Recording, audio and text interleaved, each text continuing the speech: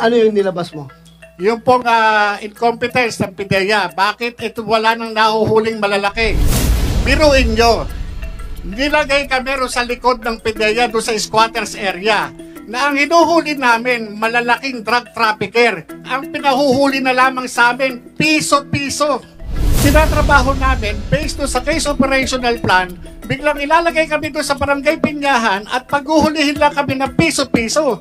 Pag nahuli mo yung puser, wala kang karapatan na i-follow up ito. Ito po yung letter mismo ng Malacanang sa akin. Yes, go ahead. No problem. Saan mo nakuha yung informasyon? Na Where ano po? did your Kay- superior get the information? Na namatay po. Involved na sinasabi ni ES na tigilan na yan. Kay Asik Gatapan nga po. At hindi lang po yun.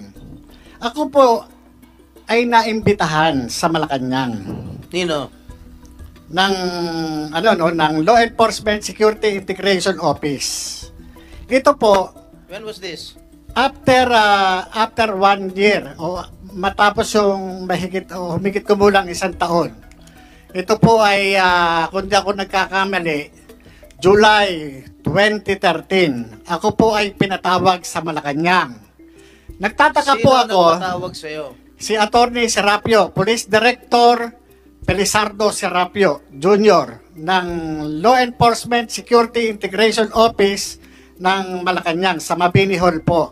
Ngayon po, pinatawag po ako doon ni Attorney Serapio sa Malacanang. Pinadala sa akin yung mga dokumento at iba pang holdings. Correction. Your Honor. General Serapio, hindi siya attorney. Ako ko lang, abogado siya, pero as para sa inuhim, hindi siya abogado. General Serapio, yung Lisio chief during the time of President Aquino. Felizardo Serapio po. Felizardo Serapio. Opo. Class 78. Yeah. Yan po ay Anyway, nagpatawag sa akin. Ngayon po, nung pinatawag ako po doon, nag-report po ako doon. Dala-dala ko yung ilang dokumento at yung PowerPoint presentation. Nag-present po ako doon ng humigit kumulang sa 4 na oras. Kung pwede po natin ma-check doon na ako ay nagpunta mismo doon sa lesyo na yon. Kung saan i-report ko sila doon sa mga ongoing projects na ginagawa namin. Pati yung mga hindi natuloy o pinigil na mga operasyon ng PIDEA. Nagtataka ako, bakit ako ang pinatawag? Ordinaryong ahente lamang po ako ng PIDEA. Bakit hindi yung director ko o yung director general ng PIDEA? Doon po ako nagtataka doon. Why? Dahil po, noong panahon na yon, nung nagkaroon po ng yung sobra na yung ginagawa ng PIDEA, pipigil sa amin na hindi pagtatrabaho. Inilabas ko po ito sa public. Nilabas ko po sa media yan. Kung di ako nagkakamali, 2013 po yan. Nandyan naman po sa YouTube yan. Ano yung nilabas mo? Yung pong incompetence ng PIDEA, bakit ito wala nang nahuhuling malalaki? Samantala, yung mga hinuhuli namin, ito po yung mga based doon sa mga case operational plan na talagang ginastusan ng gobyerno. Bakit parang namimili noon sa mga trabaho? Bakit sinusuppress yung aming mga yung mga tungkulin namin? Biruin nyo, nilagay kami ro sa likod ng PIDEA doon sa squatters area na ang hinuhuli namin malalaking drug trafficker. Ang pinahuhuli na lamang sa amin, piso-piso. Ano ang sabi sa akin sa Malacanang? Wala naman yung mga hinuli nyo Puro mga gawa-gawa nyo lang yan Matitinong mga inchik yung mga hinuli nyo Pero, pinakita ko sa kanila sa briefing, dala-dala ko yung record ng Anti-Money Laundering Council ang nakapirma, Central Bank Governor, Security Exchange Commission, at saka yung Insurance Commission. Tatlo yung nakapirma na yan, na doon sa AMLAC document. At ito, sa 200 billion po na financial investigation na kinandak namin sa tulong ng AMLAC, 200 billion po. 200 billion pesos po yung accumulated na pondo na naiipon ng drug lord. Ang inabot na lamang po ng AMLAC doon sa Asset Preservation Order is 130.4 million na lamang po. Okay, Pero so binaliwala ho nila yung mga sinasabi ko. Sandali. yung pinatawag ka, that was not related to this particular halted operations. Ibang-ibang operations yon. Iba-iba po yun. Iba. Iba-iba po. Ang ano ko po nun, bakit hindi natutuloy yung mga operation? Bakit sinusuppress nila yung aming pagtatrabaho? Yun po ang issue ko doon eh. Ang ano ko sa kanila, bakit ganito? Samantalang yung mga sinundan nung Director General na inilagay nila Secretary Ochoa, hindi naman po ganun. Hindi naman po ganun na biruin ninyo. Ang mga tinatrabaho namin based to sa case operational plan, biglang ilalagay kami doon sa barangay Pinyahan at paghuhulihin lang kami ng piso-piso. Pag nahuli mo yung puser, wala kang karapatan na i-follow up ito.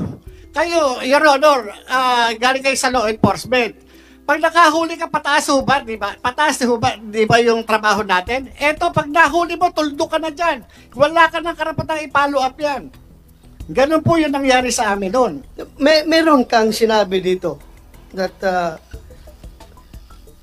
yung pinatawag ka ni General Felizardo Serapio ng Liceo sa Malacanang. Nakalagay doon sa invitation, the Honorable Executive Secretary Paquito N. Ochoa Jr. has instructed this office to discuss with you the allegations you have publicly aired against the PDEA and its leadership. So ito na yung sinasabi mo ngayon. Ito po yung letter mismo ng Malacanang sa akin. But before we continue, I would like to acknowledge the presence of Senator Mark Villar. Thank you, Your Honor, for joining us. So, sabi mo pa, pinagalitan ka doon sa meeting na yun. Yes, Your Honor. Hindi totoong mga drug lord ang nahuli nyo. Yes, Your Honor. Yun po. Minaliit po talaga. But hindi ka pinagalitan dahil dito sa operations. Lahat po Itong particular case. lahat po yan. Kasama po yan sa mga nabanggit ko po, Your Honor.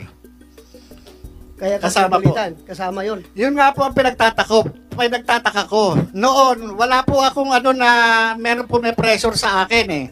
Hanggang sa ditong huli na-realize ko na kung sino yung nasa likod. Kung bakit ako tingnan nyo, Your Honor, wala na ako sa PDEA. Kinasuhan pa ako eh. Talagang, meron talagang dumidiin sa akin, Your Honor. Ito lang, November 30, March, sinarban ako ng 2 warrant. Hindi ko nga alam na may kaso ako eh. Naandyan yung complainant, Your Honor, nandito sa harap ninyo, si Atty. Del Valle.